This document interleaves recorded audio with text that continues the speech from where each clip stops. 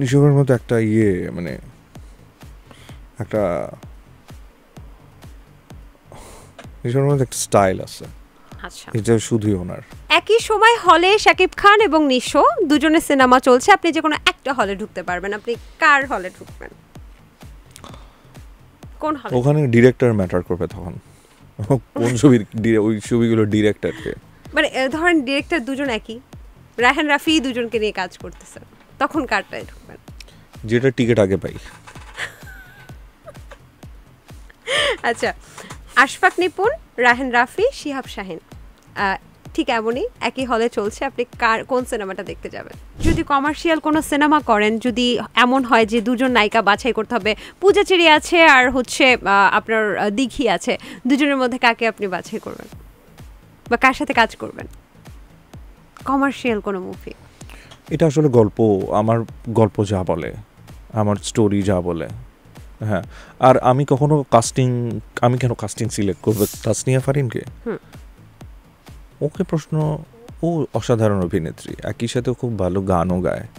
আচ্ছা, তার কোন বিষয়টা ভালো লাগে, গান গাওয়ার বিষয়টা নাকি অভিনেত্রী? জাগো এফএম এর অ্যাপ এখন পাওয়া যাচ্ছে অ্যাপ স্টোর এবং প্লে স্টোরে।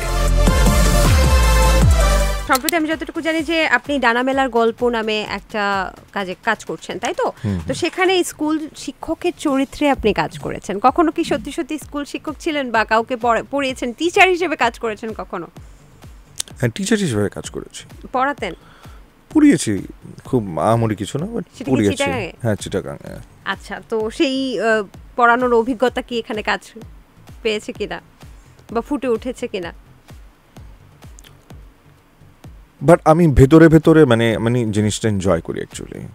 আচ্ছা, মানে থিয়েটারের বা অনেক ওয়ার্কশপে আমি নিজে ওয়ার্কশপ ডিল না করলেও ওয়ার্কশপ মানে টিচারের অ্যাসিস্ট্যান্ট হিসেবে কাজ করে আসি। সো এই জিনিসটা আমি এনজয় করি আসলে অ্যাকচুয়ালি। আচ্ছা, আমি যতদূর জানি আপনি যদি ছড়িয়ে যেতে পারি। আপনার থেকে শোনা গেছে অনেক সময় যে আপনি স্ক্রিপ্ট পছন্দ না হলেও অনেক সময় অপছন্দের স্ক্রিপ্টেও কাজ করতে হয়েছে আপনার, সেটা হতে পারে টিকে থাকার জন্য, স্ক্রিনে থাকার জন্য, অথবা অনেকটা বাস্তবতার জন্যই। তো সেক্ষেত্রে এখন তো আপনি একটা পজিশনে এসেছেন এবং নিয়মিত কাজ করছেন, এখনও কি সেটা করতে হচ্ছে? তার মধ্যে অপছন্দের স্ক্রিপ্টে কি এখনও কাজ করছেন? এখনো হয়তো একটা কথা বলার জায়গা এসে, যে জায়গাগুলো অপছন্দ হয় এটা কারেকশন করতে বলা যায়, মানে তখন ডিরেক্টরের সাথে ডিসকাস করি এটা কীভাবে এই জায়গাগুলো চেঞ্জ করা যায়, ওই কথাগুলো বলা যায়, ওই সুযোগগুলো সময়গুলো এখন আছে, কথা বলি যেখানে চেঞ্জ করা দরকার। যদি চেঞ্জটা ডিরেক্টর ফিল করে যে চেঞ্জ করলে ভালো হবে, তখন চেঞ্জ হয়। আচ্ছা, আমি এখন একটা গেমসে যাব একদম শেষ মুহূর্তে, কিছু নাম বলবো, তাদের নামটা শোনার পরে আপনার কি মনে হয় ঠিক সেটাই বলবেন আর কি, বিশেষণে বিশেষায়িত একটা ব্যাপার যেটা সেটা।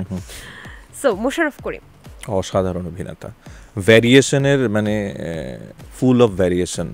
আচ্ছা, ভ্যারাইটির প্রচুর তার। জোভান, সুইট সুন্দর অ্যাক্টর। সুইট, আচ্ছা। অপূর্ব, অপূর্ব ভাই মানে সুপার রোমান্টিক একজন অ্যাক্টর। নিশো, নিশো ভাইকে কীভাবে বলবো, নিশো ভাইয়ের মতো একটা মানে একটা নিশোর মতো একটা স্টাইল আছে, আচ্ছা, এটা শুধুই ওনার। একই সময় হলে শাকিব খান এবং নিশো দুজনের সিনেমা চলছে, আপনি যে কোনো একটা হলে ঢুকতে পারবেন, আপনি কার হলে ঢুকবেন?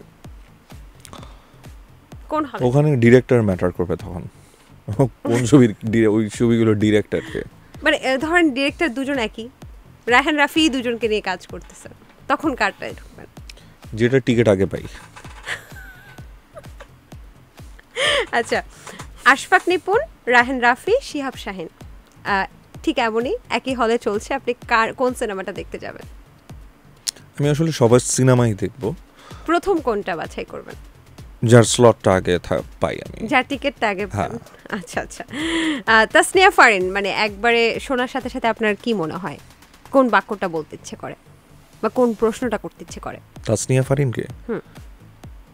ওকে প্রশ্ন, ও অসাধারণ অভিনেত্রী, একই সাথে খুব ভালো গানও গায়। আচ্ছা, তার কোন বিষয়টা ভালো লাগে, গান গাওয়ার বিষয়টা নাকি অভিনেত্রী? না মানে গান গাওয়ার বিষয়টা তো ওর মানে রেগুলার সাবজেক্ট না, বাট ও অভিনেত্রী হিসেবে অসাধারণ, ও অনেক দূর যাবে। আচ্ছা, মেহজাবিন খুবই পাংচুয়াল, খুবই ডেডিকেটেড একজন অ্যাক্ট্রেস।